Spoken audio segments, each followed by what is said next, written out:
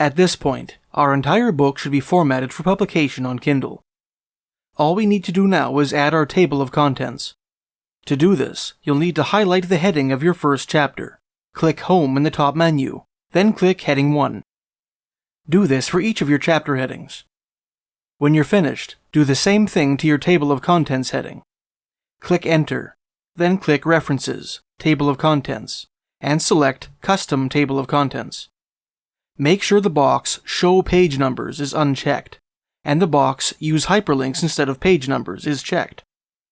In the Show Levels option, enter the number 1. Then click OK.